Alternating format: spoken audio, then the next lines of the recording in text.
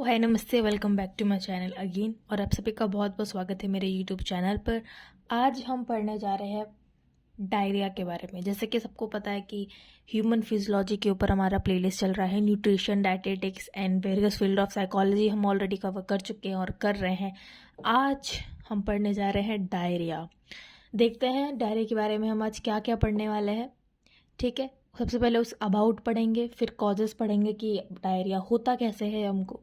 ठीक है, causative agents पढ़ेंगे, उसकी पैथोफिजियोलॉजी पढ़ेंगे, राइट। उसका डायग्नोसिस पढ़ेंगे, उसके बारे में फैक्ट्स पढ़ेंगे जिसमें हम कॉजेटिव एजेंट्स जैसे कि मैंने ऊपर बताया डिस्कस करेंगे, एंड साइंस एंड सिम्टम्स देखेंगे, राइट, एंड देन प्रिवेंशन देखेंगे। सो चलिए आज का वीडियो स्टार्ट करते हैं। Diarrhoea is characterized by the loose watery stool or a frequent need to have a bowel movement। हमें बार बार ऐसे लगता है ना कि हमको वॉशरूम जाना है, ऐसा लग रहा है कि स्टूल आने वाला है। ठीक है, और वो लिक्विड ही होता है। ठीक है, वाटरली। नॉर्मल जो स्टूल का कंसिस्टेंसी होती है उससे लिक्विड ही होता है। सो डायरिया एक ऐसी कंडीशन है जिसमें हमारा जो स्टूल होता है वो वाटरी और लूज हो जाता है और हमें बार बार ऐसा बावल मूवमेंट फील होता है और हम बार बार वॉशरूम जाते हैं, राइट।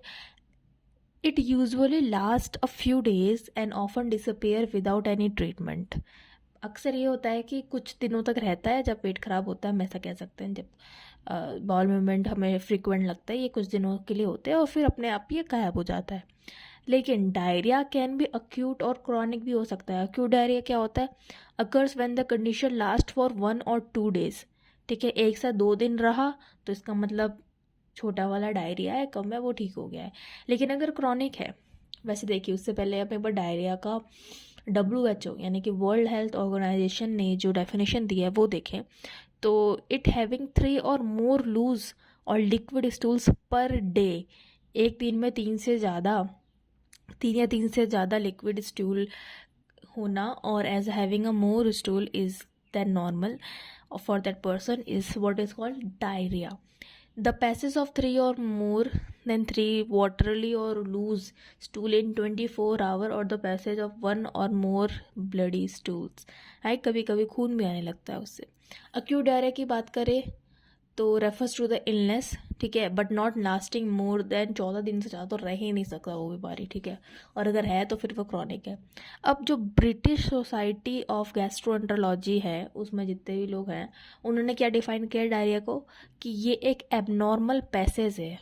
किसका abnormal passage? Abnormal passage of loose और liquid stools more than 3 times a day, right, more 3 times a day, or a volume of stool greater than 200 gram per day, right. Causes इसके हम देख सकते हैं कि हमें infection हो सकता है, हमें फूड पॉइजनिंग हो सकती है, हमें ट्रैवलिंग करते हैं उसमें हमारा पेट खराब हो सकता है। ठीक है, ट्रैवलर डायरिया कहते हैं उसको। एंटीबायोटिक ज़्यादा ले लेते हैं तो उसके साइड इफेक्ट हो सकता है। एनजाइटी की वजह से हो सकता है, नर्वसनेस की वजह से हो सकता है, फूड एलर्जी आपको किसी पर्टिकुलर चीज़ से हो सकती है, किसी को लैक्टोज इंटॉलरेंस होता है, किसी को ग्लूटेन इंटॉलरेंस होता है, राइट। अक्यूट एपेंडाइटिस हो सकता है, acute radiations, antibodies, intestinal diseases हो सकते हैं, सेलिएक डिजीजेस हो सकते हैं, और सम फूड इंटॉलरेंस या फूड पॉइजनिंग हो सकती है। कुछ कॉमन कॉजेज हैं ऑफ हैविंग अ डायरिया। अगर हम बहुत ही डीप में जाके अगर देखें तो कॉजेज ऑफ डायरिया क्या क्या है? बैक्टीरिया की वजह से हो सकता है, पैरासाइट की वजह से हो सकता है, और वायरस की वजह से हो सकता है। ठीक है, अगर हम कॉजेटिव एजेंट्स को थोड़ा डीप में पढ़ें तो वो वायरल एजेंट्स जो हैं वो कौन कौन हो सकते हैं? रोटा वायरस, ठीक है, human calicivirus and adenovirus. Parasitic agents की बात करें तो एंड अमोइबा, हिस्टोलाइटिका, ठीक है, गार्डिया इंटेस्टाइनलिस हो सकता है हमको, और साइक्लोस्पोरा हो सकता है। ठीक है, इसकी वजह से हमको हो सकता है। अब हम अगर बात करें कि बैक्टीरिया से कैसे डायरिया हो सकता है तो बैक्टीरिया कौन कौन से बैक्टीरिया हो सकते हैं? ठीक है, एस्चेरिचिया कॉली हो सकता है, ठीक है, शिगेला स्पीसीज हो सकता है, वाइब्रो हो सकता है, सेल्मोनेला हो सकता है, और देखिए क्लॉस्ट्रीडियम में, ठीक है, क्लॉस्ट्रीडियम में कुछ फर्दर टाइप्स होते हैं जो कि मैंने सबसे नीचे लिख रखा है। देख, टेटेनी, परफ्रिंजेस, डिफिसाइल, बोलुलिनम, ठीक है, इन सब की वजह से, इन सारे बैक्टीरिया की वजह से हमको डायरिया हो सकता है। तो इन बैक्टीरियल एजेंट्स की वजह से, इन पैरासाइटिंग एजेंट्स की वजह से और इन वायरल एजेंट्स की वजह से हमें डायरिया बॉडी में हो सकता है। अगर हम इसकी पैथोफिजियोलॉजी की बात करें तो सबसे पहले हम थोड़ा सा पढ़ लेते हैं। Diarrhoea is a result of reduced of water absorption, ठीक है, water absorption by the bowel और इंक्रीज वाटर सिक्रीशन, ठीक है, या तो वाटर सिक्रीशन उतना हुआ नहीं है, ठीक है, या तो इंक्रीज्ड कुछ ज़्यादा ही बाउल में हमारा वाटर ज़्यादा भर गया है जिससे हमको लूज और वाटरी या लिक्विडी स्टूल पास हो रहा है, ठीक है। A majority of acute diarrheal cases are due to the infectious etiology. Chronic diarrhea की अगर बात करें तो chronic diarrhea is commonly categorized into 3 groups. एक वाटरली होता है, एक फैटी होता है, एक इन्फेक्शियस होता है, राइट।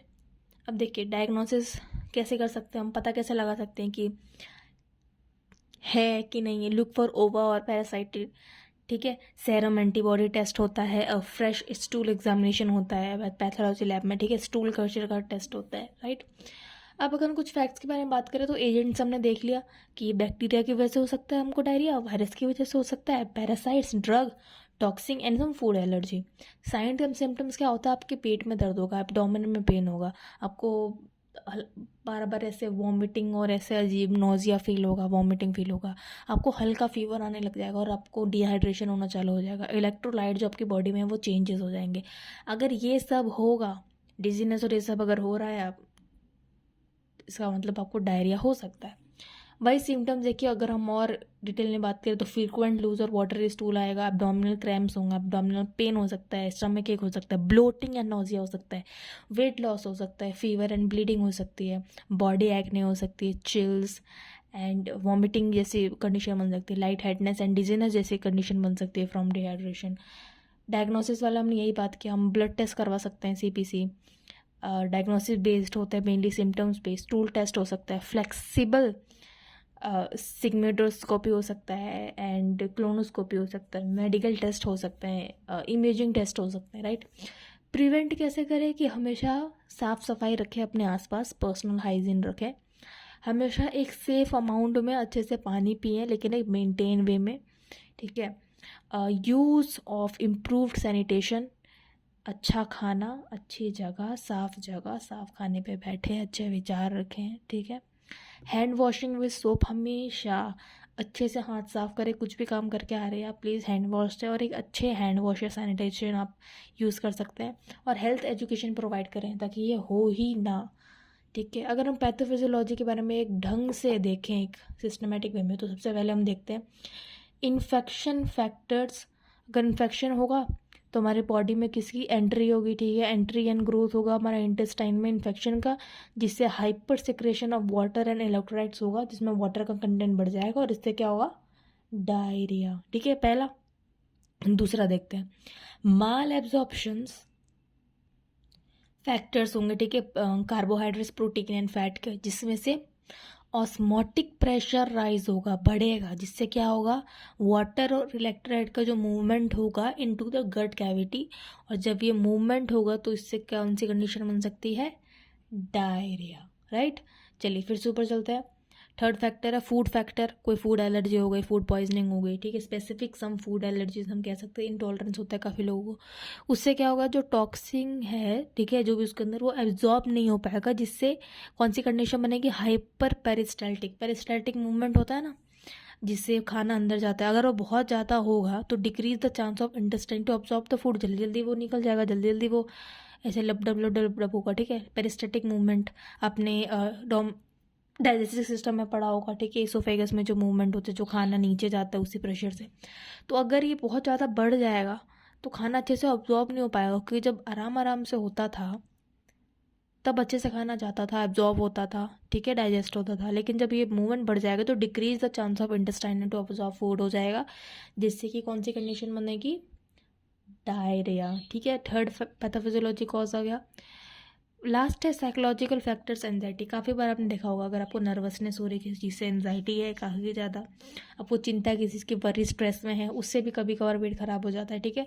क्योंकि उससे ना जल्दी जल्दी अगर एंजाइटी यानी एड्रेनलिन रश अगर बॉडी में हो रहा है, फाइट एंड फ्लाइट की मूवमेंट आ रही है, ठीक है, अलर्टनेस हो रहा है, तो हमारा मूवमेंट जैसे जैसे हाइपर पैलिस्टेटिक है, मतलब खाने का, पचाने का, चलने का वो जो है मूवमेंट वो बढ़ रहा है, वैसे ही हमारा हार्ट बीट भी बढ़ जाता है, सब कुछ बढ़ जाता है। तो वो बढ़ेगा तो देखो फिर से वही होगा, decrease the chance of intestine to absorb the food, जिससे कौन सी कंडीशन बनेगी, डायरिया, राइट।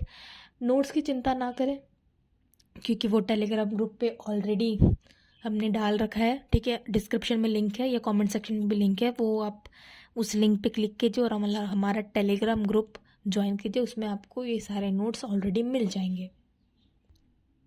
अगर हम इसमें एक्यूट डायरिया को ढंग से देखें तो देखिए 2 वीक से ज़्यादा नहीं जाना चाहिए, ठीक है, और इतना पर डे आपका स्टूल आना चाहिए एक सिस्टमेटिक वे में, ठीक है। 3 टाइप के होते हैं, स्मैटिक, इन्फेक्शियस एंड इन्फ्लेमेटरी, ठीक है। स्मैकिंग में क्या कॉज हो सकता है, स्मोकिंग से, हाई बीपी से, कोलेस्ट्रॉल, डायबिटीज से आपको ये सब हो सकता है, जिसमें स्मॉल बाउल मूवमेंट हो सकता है और लार्ज बाउल मूवमेंट हो सकता है, ठीक है। ये मैंने आपको मोस्टली समझा दिया है। इन्फेक्शन से क्या होता है, इन्फ्लेमेटरी में कैसे होता है, नॉन ब्लडी, ठीक है। ये बहुत सिंपल है, आपको मैं नोट्स प्रोवाइड करवा दूँगी, आप वहाँ से देख सकते हैं। वो एक्यूट डायरिया था और ये है क्रॉनिक डायरिया। क्रॉनिक डायरिया में भी देखिए 3 पार्ट में है, ठीक है, स्टीरेरिया, लार्ज बाउल मूवमेंट, ठीक है, and large bowel and small bowel, ठीक है। उसमें कैसे सिक्रीटरी से हो रहा है, मोबिलिटी और ऑस्मोटिक। ऑस्मोटिक में देखिए कैल्शियम और फॉस्फेट और सल्फेट का रोल है, ठीक है। लैक्टोस इंटॉलरेंस इस कंडीशन में होता है। माल अब्जॉर्प्शन जो होता है कार्बोहाइड्रेट का, वो भी ऑस्मोटिक में होता है। डिसऑर्डर्ड मोबिलिटी में देखिए, मोबिलिटी मतलब चलना, बाउल मूवमेंट, जिसमें आईबीएस आपने कंडीशन देखी होगी, वो इस कंडीशन में होता है। सिक्यूरिटी में देखिए म्यूकोसल है, जो म्यूकस की जो लेयर होती है, ठीक है। ट्यूमर्स है, ट्यूमर्स में भी म्यूकोसल एंड न्यूप्लास्टिक है, तो ये सारे आपको अवेलेबल है। कौन सा खाना खाना चाहिए डायरिया में और कौन सा नहीं खाना चाहिए, ठीक है। देखिए कोई भी डिजीज़ हो उसमें बाहर का खाना नहीं खाना है, पैकेज फूड नहीं खाना है, प्रोसेस्ड ऑयली फूड नहीं खाना है जिसमें प्रिजर्वेटिव हो, उसमें वो सब नहीं खाना है बाहर का खाना, ठीक है। ज़्यादा शुगर एंड ऑयल कंटेंट, ज़्यादा sugar, salt and oil content वाली चीज़ें नहीं खानी। क्या क्या खा सकते हैं, बनाना क्योंकि बाइंडिंग में काम आएगा, ओट्स, ठीक है, कुछ अनाज हैं, पटेटोज़ हैं, कुक्ड वेजीज है, स्वीट पोटैटो है, ठीक है। आप सूप ले सकते हैं, राइट, एंड जिंजर टी ले सकते हैं, वाटर ले सकते हैं, लेकिन एक एडुकेट अमाउंट में, क्योंकि वैसे ही आपको लूज मोशंस हो रहे हैं, डायरिया हो रहा है मीन्स, ठीक है। So thank you so much for watching, और एक बार डिस्क्रिप्शन चेक कर लीजिए। Please do like, comment and share. आपको वीडियो कैसा लगा, बहुत मेहनत लगती है, and it will be really appreciating अगर आप हमको सपोर्ट करें और अप्रिशिएट करें। So thank you so much for watching, bye bye, keep watching.